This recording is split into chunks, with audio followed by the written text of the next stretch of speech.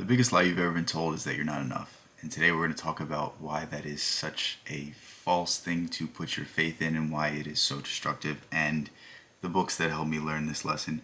Here is the book list. I'm just kidding. I'm going to flip around. But there we go. Hopefully you guys can see that.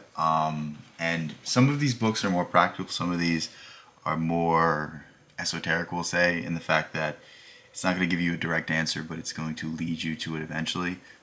More so the things you have to ponder, but I will specify when I get to them. First thing we want to talk about is the Tao Te Ching. This is a book, nobody knows its origins, nobody knows what it's really about, but it's been talked about since the day it was published. And in essence, it breaks down existence into order and order out of chaos, more or less. And there is this universal force that controls everything and makes everything happen for a reason. And things operate at such a grand scale that we can't make sense of them oftentimes, but in the end, things work out. But what the Tao Te Ching really gets correct is the paradox of life. That the more you try to find something, the more you look for something, the further it is out of your reach. Or other such pursuits, such as like Alexander trying to conquer the whole known world, succeeding, and then his soldiers want to turn back, but he doesn't want to. So instead, he keeps pushing on, and instead, he gets poisoned, more or less. I think there's conflicting reports about how he died, but anyway, that's the gist of the story. You could use Caesar as well for that, but I think that Tao Te Ching is very important in breaking you out of this frame that you are something that is incomplete, that you're something that isn't perfect. It's more so about finding the order of things, that the life that you've been living is not a pure existence because you think about things, you force things, you can't be yourself in each and every moment. And if you lived a life of harmony, you live a life of peace and a life of happiness. And essentially that's what the Taoists were pushing for, but it's only about 40 pages and it has some of the most complex paradoxes, but some of the most inspiring lines that you'll ever read. And the Tao Te Ching is a great book to teach you that you have been lied to your whole life. The next thing is a very, very important book to read, and that is Man and His Symbols by Carl Gustav Jung. Jung is perhaps best known for being one of the top 3 psychologists of all time. Basically created the whole field along with Sigmund Freud and, Alfred Adler, but we can heavily debate that stuff. But anyway, Jung's entire philosophy was that the individual was neglecting aspects of their personality, and because of this, they were creating a shadow. Because of this, they were wearing a mask to be part of society. And those other aspects of their character would come out when they least expected it, when they couldn't control their emotions, when they couldn't control the scenarios and the things that were going on. And the darker your shadow, the more it will affect you. And, really Jung's thesis is that if you fulfill all aspects of yourself, if you don't hold any part of yourself back, then you live a full and complete life. But because we reject stuff, because we suppress stuff, it takes us away from who we really are. And this is really the cause of all our problems. It's really through repression and that sort of stuff. And really what I'm trying to make you learn through reading this book, or at least suggesting you this book, is that the problems that you think you're dealing with aren't other people. It's really yourself. It's the way you handle yourself. It's the way that things appear to you, and because you haven't dealt with the things that you need to deal with, it doesn't make sense yet. But once you start digging down into the depths of your psyche, then you will find the answer that you were always looking for. And I think Jung is somebody that's very, very important for you to study, especially if you're somebody that's haunted by past, especially if you're someone that's petrified by experience or fear or anxiety or whatever it is, because I'll tell you what, you'll never live a happy life being someone else. You'll never live a happy life doing what other people tell you to do. The only thing that's going to make you full and complete is being yourself, is fulfilling all the aspects of your characters, individuation of becoming who you were meant to be, of becoming who you enjoy being in each and every moment. And anything else is just icing on the cake. I don't care how much money you make. If you're content with who you are, then you're content with your life. And that's something that I think we need to really all strive for, because how many people do you know that are rich? How many people do you know that are successful in the traditional sense that are unhappy? I know quite a few. Perhaps I'm happier than people that have way more worldly success than me. I really have no right to be, aside from the fact that I know who I am. Aside from the fact that I carry myself as myself in every moment. And I don't hold myself back for the sake of comfort. I don't hold myself back for the sake of others. And I think that's really essential to happiness. I think it's really essential to living somewhat of a good life. We're going to get into another important idea, but basically the greatest achievement that you can ever do is be yourself. Okay, the next thing we have is psychocybernetics, and this is the most practical of the books I'm going to suggest, I think. Yes, it's the most practical of the books I'm going to suggest, and the reason I'm including this book is because it talks about changing the aspects of yourself that you don't like. It talks about the power of the mind, about the power of imagination, and really what it's talking about is creativity and recreating yourself, recreating the image. In order to change, you need to first have an idea about yourself, and second, have faith in that idea, and then eventually it will be brought out into the canvas of this world. But until that, you will forever be stuck because you will forever have the same thoughts about yourself. Think about somebody that really has no right to be so insecure. We all have that friend that is like, oh well, what do I say to this girl? It's like, dude, she clearly likes you. Why don't you just go ask her out? And like, he built it up in his own head that he's not good enough. So because he believes he's not good enough, he never takes that opportunity. He never goes out and talks to that girl. And it's like, it's really the things that we tell ourselves that limit ourselves. And when you don't put any limits on yourself, when you are bound, when you're not bounded by, the past experiences or the things that people have told you, then you can really write your own script. You can really write your own destiny. But so many people don't even try because they already defeat themselves. So many people go out into this world and don't even understand who they are, don't even understand what they're capable of because they've already told themselves, I'm not good enough. And really what psychocybernetics will teach you is that you can slowly rewrite this. You can slowly reprogram yourself. You can slowly tell yourself different things about yourself. You can start flipping the script.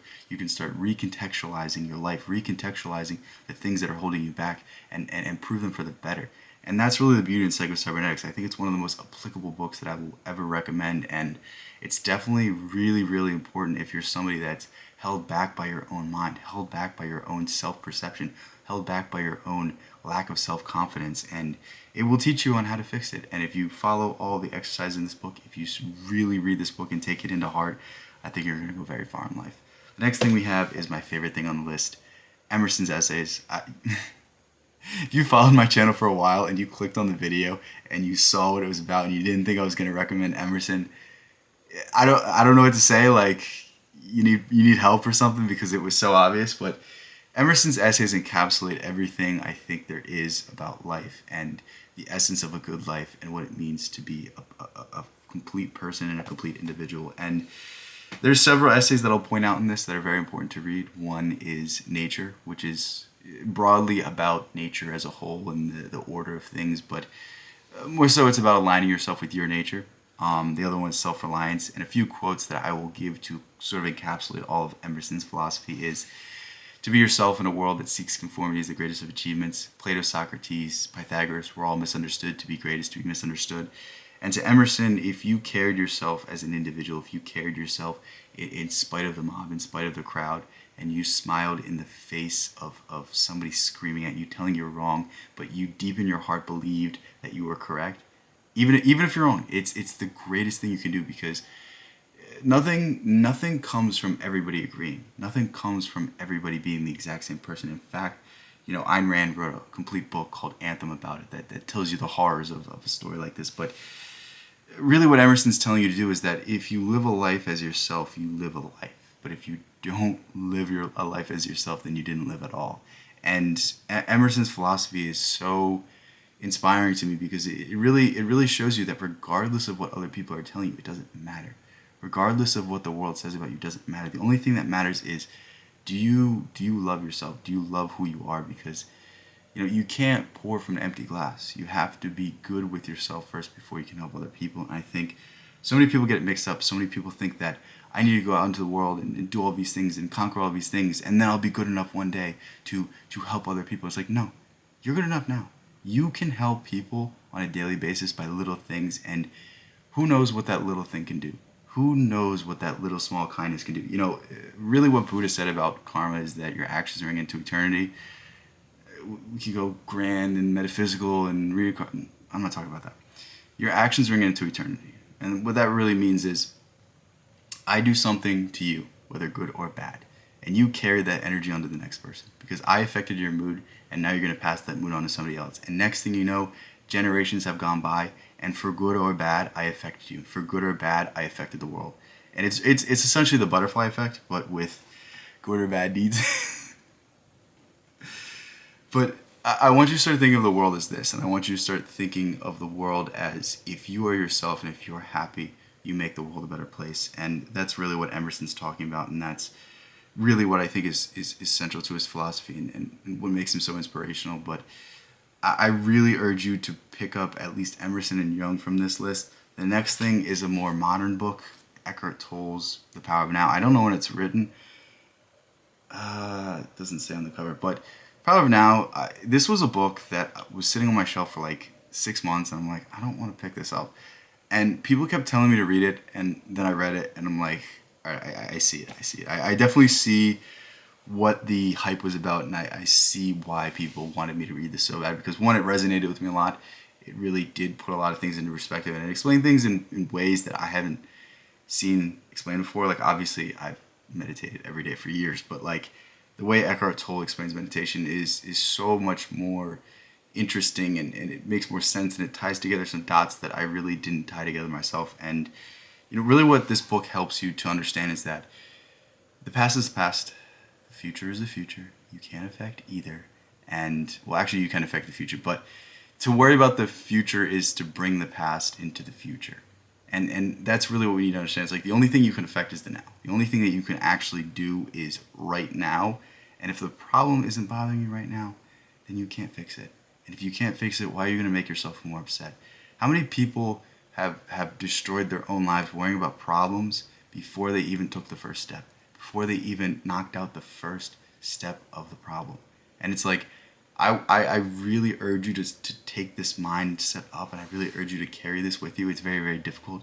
It's very, very hard. But the more you can find yourself in this moment, the more you can find yourself just enjoying this moment, and the less you're thinking about things that are out of your control, then the more you're just going to smile, the more you're going to enjoy life. And I think there's a certain liberation that comes from forgetting the past, from forgetting the future, from just dwelling in the present and being able to be yourself. Because most of the fears, most of the anxiety, most of the trauma we hold is things that are from the past, or things that we are worried about for the future. And I think the more you're just in the present moment, the more you're able to just live and be yourself and live as yourself. And as I said before, that you don't need anything.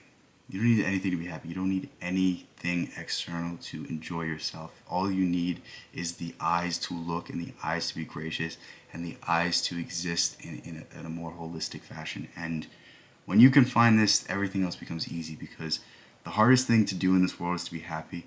The rest of it is easy. You just sacrifice a little bit of time for money. You work a little bit harder. You do this, you do that. But if you do this all authentically, you enjoy the passion, you enjoy the journey, you enjoy the process. And wouldn't you rather enjoy the journey? Wouldn't you rather enjoy every step of the moment? Or would you rather suffer and in the end still be suffering, because when you get to that mountaintop, you don't know how to celebrate? So here are the books again. I will hopefully, I don't know, I haven't done timestamps in a while. All I have to do is literally just type it into the YouTube AI, and it gives me the timestamps. But I've been lazy. I'm sorry, guys, but I'm gonna get back to doing that, because I feel like that'll help people out that are gonna write these things down. But anyway, if you want to read my book, I think my book is central with this sort of idea as well. But it's more philosophical, more allegorical, and it's not as plain. It's not as easy to interpret. So yeah, read my book as well if you like this idea and if you want to expand upon this idea. But if not, just pick up Emerson. That's all I got. I love you guys. Peace out.